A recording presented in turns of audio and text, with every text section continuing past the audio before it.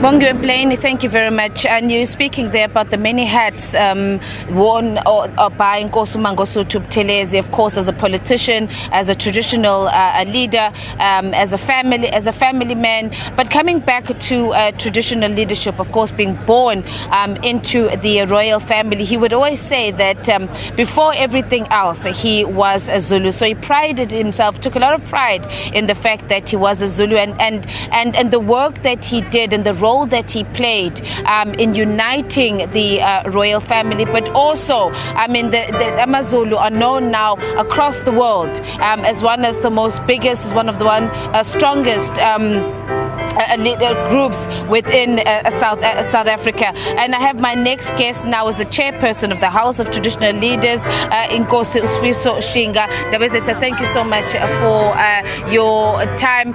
Throughout this week, we've been hearing, particularly from your peers, your colleagues, the traditional leaders. We've been hearing from the Zulu regiments, Amaboto, about the void that is now going to be left within traditional leadership, in not only here in KwaZulu-Natal, but also in the country, following the passing of Prince Mangosuthu Buthelezi.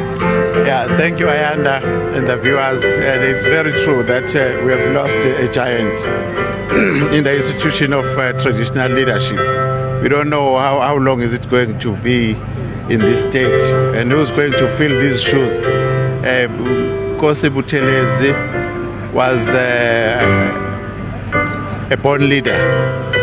He has done a lot for the institution of traditional leadership throughout South Africa and abroad, and we really missed him. We really missed him a lot.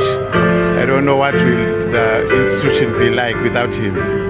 Just speaking about his legacy, and how do you take it forward? You are now in the hot seat, so to speak. You are now leading traditional leaders in the province of KwaZulu-Natal, and we do understand that there is still a lot of challenges.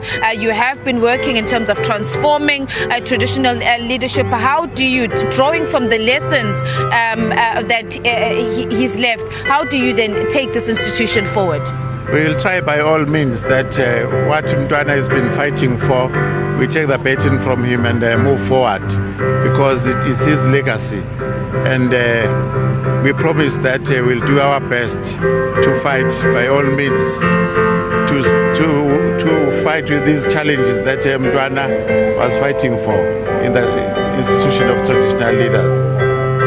And specifically, I know that women as well, in terms of traditional leadership, yes, we are seeing more and more women coming into the structure, but we've also in some areas, Inkosi Shinga, seen some resistance. And this was something that Prince Buthelezi, we know, was vehemently opposed.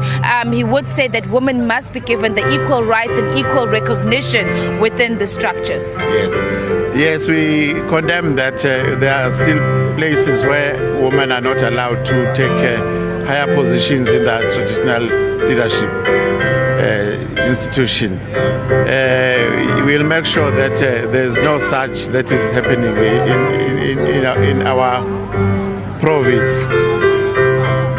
Inkosi Shinga, we appreciate your time, sir. Thank you very much. Inkosi Sifiso Shinga, they're the chairperson of the House of Traditional Leaders here in the province of KwaZulu-Natal, of course, just reflecting on the life of Prince Mangosuthu Buthelezi and the legacy that he leaves, and how they now, who are leading traditional leaders in the province of KwaZulu-Natal in this country, are going to take and continue to transform this institution, particularly speaking about the role that women are going to play or are playing in traditional leadership. Of course, we've been saying that as SABC News, we have the area of Ulundi covered here in the stadium and outside. And let's now check in with my colleague, Natasha Piri. Natasha?